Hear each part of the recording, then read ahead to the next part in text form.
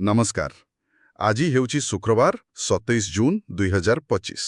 ନମସ୍କାର। ଆଜି ଆମେ ଓଡ଼ିଶାର କିଛି ମୁଖ୍ୟ ଖବର ଦେଖିବା। ବିଶେଷ କରି ଆପଣ ଜାଣିଥିବେ ପୁରୀ ରଥଯାତ୍ରା ପାଖେଇ ଆସିଲାଣି। ହଁ, ପୁରୀ କଥା ତ ଏବେ ସବୁଠି ଚର୍ଚ୍ଚା। ତ ଆମ ପାଖରେ ଅନେକ ସୂତ୍ରରୁ ଖବର ଅଛି ଆଉ ଆମେ ଚେଷ୍ଟା କରିବା ଏହାର ମୁଖ୍ୟ କଥାଗୁଡ଼ିକୁ ବୁଝିବାକୁ। ଚାଲନ୍ତୁ ଆରମ୍ଭ କରିବା। ହଁ, ନିଶ୍ଚୟ। ତେବେ ପୁରୀରେ ତ ମାହୋଲ ପୁରା ଜମିଛି। ମହାପ୍ରଭୁଙ୍କର ରଥକୁ ବିଜେ କରିବା କାର୍ଯ୍ୟକ୍ରମ ଚାଲିଛି। ଆଚ୍ଛା। ଆଉ ରାଜ୍ୟପାଳ, ମୁଖ୍ୟମନ୍ତ୍ରୀ ସମସ୍ତେ ଶୁଭେଚ୍ଛା ଜଣେଇ ସାରିଲେଣି। ଏପରିକି ବିରୋଧୀ ଦଳ ନେତା ନବୀନ ପଟ୍ଟନାୟକ ବି। ଓହୋ। ଉପରାଷ୍ଟ୍ରପତି ବି ଆସିବାର ଅଛି ବୋଲି ଶୁଣାଯାଉଛି। ଆଉ ଏତେ ବଡ଼ ଆୟୋଜନ ଯେତେବେଳେ ସୁରକ୍ଷା ବ୍ୟବସ୍ଥା କଥା ବି ଉଠୁଛି। ନିଶ୍ଚୟ। ଶୁଣିବାକୁ ମିଳୁଛି କି ଏ ଯୋଉ ଏଆଇ ସିସିଟିଭି କଥା ପୁରୀ ଯିବା ବାଟରେ ମାନେ ଉତ୍ତରା ଛକରୁ ପ୍ରାୟ 275ଟା ଲାଗିଛି। ହଁ, ଏଇଟା ଏକ ବଡ଼ କଥା। ଏଆଇ କ୍ୟାମେରା ମାନେ ସେ ନିଜେ ହିଁ ଅସ୍ୱାଭାବିକତା ଚିହ୍ନଟ କରିବ। ଆଚ୍ଛା। ଏହା ତ ପାରମ୍ପରିକ ପର୍ବରେ ଗୋଟେ ପୁରା ଅତ୍ୟାଧୁନିକ ପଦକ୍ଷେପ। ସୁରକ୍ଷା ପାଇଁ ବହୁତ ଭଲ। କିନ୍ତୁ ଚ୍ୟାଲେଞ୍ଜ ବି ଥିବ ନା ଏତେ ବଡ଼ ସ୍ତରରେ। ହଁ, ଚ୍ୟାଲେଞ୍ଜ ତ ନିଶ୍ଚୟ ଅଛି। ଲକ୍ଷ ଲକ୍ଷ ଲୋକ ଆସିବେ। ହଁ ତ ନୀତି ନିର୍ଘଣ୍ଟ ବି ଆସିଯାଇଛି ବୋଧେ। ହଁ, ସକାଳ 9:30ରୁ ପହଣ୍ଡି ଆରମ୍ଭ ଆଉ ଅପରାହ୍ନ 4ଟାରୁ ରଥଟଣା। ଭକ୍ତଙ୍କ ସୁବିଧା ପାଇଁ ବି କିଛି ବ୍ୟବସ୍ଥା ହେଇଛି ଶୁଣିଲି। ଭୁବନେଶ୍ୱରରୁ ବସ୍ ଚାଲିବ ବୋଲି। ହଁ, 50ଟି ସ୍ୱତନ୍ତ୍ର ବସ୍ ଚାଲୁଛି। ଆଉ ଗୋଟେ କଥା, ଏଥର ବଡ଼ ବଡ଼ କମ୍ପାନୀମାନେ ବି ସାହାଯ୍ୟ କରୁଛନ୍ତି। ଓହୋ, କେମିତି? ଅଦାନୀ ଗ୍ରୁପ ପ୍ରାୟ 40 ଲକ୍ଷ ଲୋକଙ୍କ ପାଇଁ ଖାଦ୍ୟପାନୀୟ ବ୍ୟବସ୍ଥା କରୁଛି। ଆଚ୍ଛା। ଆଉ ରିଲାଏନ୍ସର ବି ଅନ୍ନ ସେବା ଅଛି। ଏଇଟା ଗୋଟେ ନୂଆ ଦିଗ, ମାନେ ପାରମ୍ପରିକ ସେବା ସହ ଏମିତି କର୍ପୋରେଟ ସହାୟତା। ଏଇଟା ଗୋଟେ ଗୁରୁତ୍ୱପୂର୍ଣ୍ଣ କଥା। କିନ୍ତୁ ଦେଖନ୍ତୁ ଯେତେବେଳେ ପୁରୀରେ ଏସବୁ ଚାଲିଛି ଠିକ୍ ସେହି ସମୟରେ ରାଜ୍ୟ ପ୍ରଶାସନରେ ବି ଗୋଟେ ବଡ଼ ଖବର। କ'ଣ? 79 ଜଣ ଡିଏସ୍ପିଙ୍କର ବଦଳି ହୋଇଛି ଏକା ସାଙ୍ଗରେ। 79 ଜଣ?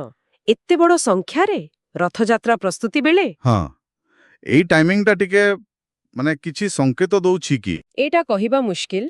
ହୋଇପାରେ ପ୍ରଶାସନିକ ପୁନର୍ଗଠନ କିମ୍ବା ନୂଆ ସରକାର ଆସିଛନ୍ତି ତ ତାଙ୍କର କାର୍ଯ୍ୟଶୈଳୀର ପ୍ରଭାବ। ହଁ, ସେଇଆ ବି ହୋଇପାରେ। ଏହା ସହିତ ଆଉ ଗୋଟେ ଖବର ବି ଅଛି, ଯୋଉ ସାମୟିକ କର୍ମଚାରୀମାନେ ଅଛନ୍ତି ହଁ। ସେମାନଙ୍କ ପାଇଁ ଗ୍ରାଚୁଇଟି ବ୍ୟବସ୍ଥା। ଆଚ୍ଛା। 2.5 ଲକ୍ଷ ଟଙ୍କା ପର୍ଯ୍ୟନ୍ତ। ଆଚ୍ଛା, ଗ୍ରାଚୁଇଟି ମାନେ ଯୋଉ ଚାକିରି ଶେଷରେ ମିଳେ। ହଁ, ସେ ଏକକାଳୀନ ରାଶି ଆଉ ସେଟା ପ୍ରତି 2 ବର୍ଷରେ 10% ବଢ଼ିବ। ଏଟା ନିଶ୍ଚୟ କର୍ମଚାରୀଙ୍କ ପାଇଁ ଭଲ ଖବର। ନିଶ୍ଚୟ ଭଲ ଖବର। ଆଇନ କ୍ଷେତ୍ରରୁ ବି ଗୋଟେ ବଡ଼ ଖବର ଅଛି। କ'ଣ ସେଟା? ଯୋଉ ଦୀପୁ ଓମ୍ ହତ୍ୟା ମାମଲା ଥିଲା ବହୁତ ଚର୍ଚ୍ଚିତ। ଓହୋ, ହଁ ହଁ। ଧଳ ସାମନ୍ତ ଭାଇଙ୍କ କେସ୍। ହଁ, ସେଥିରେ ସମସ୍ତ ଅଭିଯୁକ୍ତ ଧଳ ସାମନ୍ତଙ୍କ ଭାଇଙ୍କ ସମେତ ଦୋଷମୁକ୍ତ ହୋଇଛନ୍ତି। ୱାଓ। ଏଇଟା ତ ବହୁତ ବଡ଼ ରାୟ। ଏସବୁ ସହିତ ଆଉ ଗୋଟେ ବଡ଼ ଅର୍ଥନୈତିକ ଖବର ବି ଅଛି। କୁହନ୍ତୁ। ରାଜ୍ୟ ସରକାର ଏମଓୟୁ ସ୍ୱାକ୍ଷର କରିଛନ୍ତି ଆଦାନୀ ଆଉ ଜେଏସଡବ୍ଲ୍ୟୁ ଭଳି କମ୍ପାନୀ ସହିତ। ଆଚ୍ଛା, କେତେ ଟଙ୍କାର ନିବେଶ କଥା? ଶୁଣାଯାଉଛି 18,000 କୋଟିରୁ ଅଧିକ ଟଙ୍କାର ନିବେଶ ହେବ। ବାଃ, ଏଇଟା ତ ରାଜ୍ୟ ଅର୍ଥନୀତି ପାଇଁ ବହୁତ ବଡ଼ ଖବର। ହଁ ତ, କିନ୍ତୁ ଏସବୁ ଭଲ ଖବର ଭିତରେ କିଛି ଦୁଃଖଦ ଖବର ବି ରହିଛି। ଓହୋ, କ'ଣ ହେଲା? ଭୁବନେଶ୍ୱରରେ ଗୋଟେ ବଡ଼ ଲୁଗା ଦୋକାନର ଗୋଦାମରେ ନିଆଁ ଲାଗିଯାଇଥିଲା। ଜଣଙ୍କର ମୃତ୍ୟୁ ବି ହୋଇଛି। ବହୁତ କ୍ଷୟକ୍ଷତି ହୋଇଛି। ଆରେ ରେ, ବହୁତ ଦୁଃଖଦ ଘଟଣା। ଆଉ କୁଜଙ୍ଗରେ ଜଣେ ସରକାରୀ ବାବୁ ଲାଞ୍ଚ ନେଉଥିବା ବେଳେ ଭିଜିଲାନ୍ସ ହାତରେ ଧରାପଡ଼ିଛନ୍ତି।